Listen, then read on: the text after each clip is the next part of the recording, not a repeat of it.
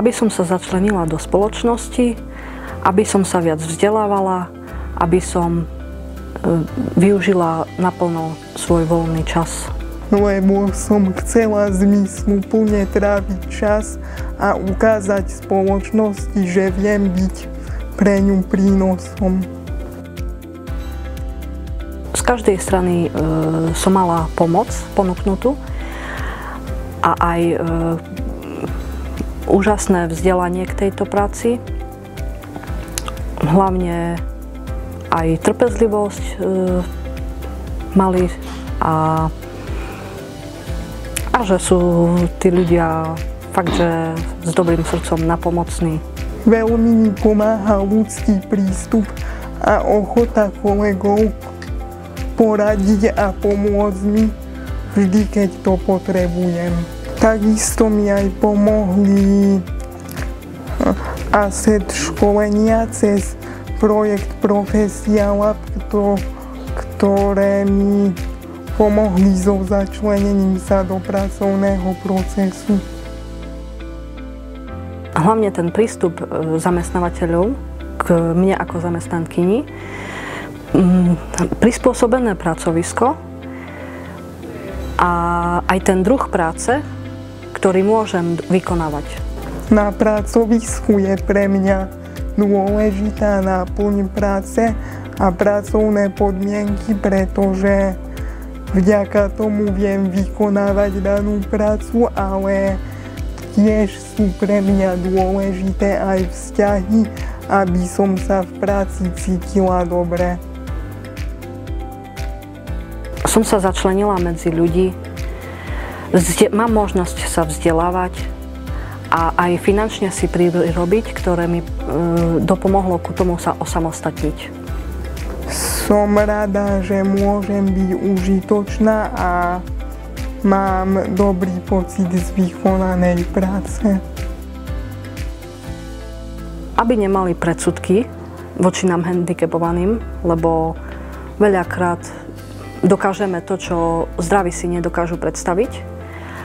A aby sa nebali zamestnávať takýchto ľudí, aby mali ľudský prístup.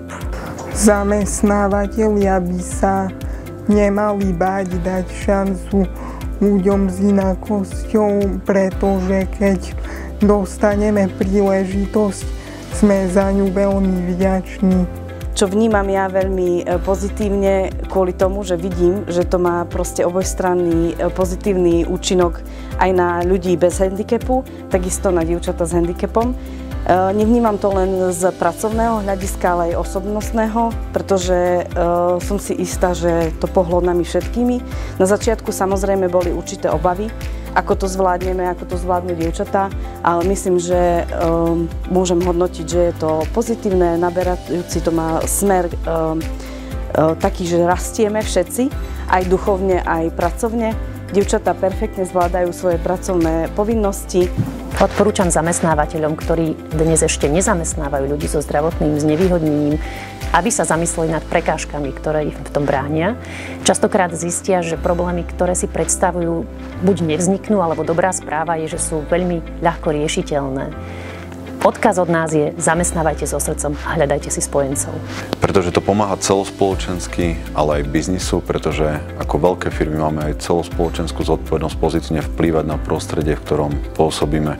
A teda nielen mať očakávania na prostredie, ale aj aktívne iniciovať pozitívne zmeny, ktoré sú častokrát ani nie tak o peniazoch, ako o našom prístupe a chcení. Ja osobne aj vďaka tomuto projektu a šikovným ľuďom v našej firme som stretol veľmi talentovaných ľudí so znevýhodnením. A je to teda príležitosť zamestnať talenty, ale učiť sa spoločne novým kvalitám a posúvať sa takto ľudsky. Ja osobne som totiž presvedčený, že ľudskosť má dôležité miesto aj v našich biznisoch. A preto myslíme vo veľkom aj v tejto téme, ale spokojne začneme v malom. Akokoľvek, najmä so srdcom a ľudskosťou. Chcela by som sa poďakovať spoločnosti Deutsche Telekom Services Europe Slovakia za ich vôľu a ochotu zamestnávať zdravotne znevýhodnených ľudí. Je to veľmi vzácne v tomto období a veľmi si to vážime. Naše občianske združenie Usmej sa na mňa vie poskytnúť úplnú súčinnosť so zamestnávateľom v príprave pracovníkov pred nástupom do práce, ale aj v coachingu na začiatku alebo aj počas pracovného procesu. Pri príprave zamestnancov so zdravotným znevýhodnením na pracovný pomer spolupracujeme so spoločnosťou Alma Kariér v programe Profesia Lab, kde prebiehajú rôzne školenia jemných zručností, coachingy a tak ďalej. A zároveň občianske združenie Usmej sa na mňa má aj vlastný projekt s názvom Rovnosť príležitostí pre všetkých, ktorý je podporovaný Európskou úniou v rámci programu Impact Lab nadácie Pontis.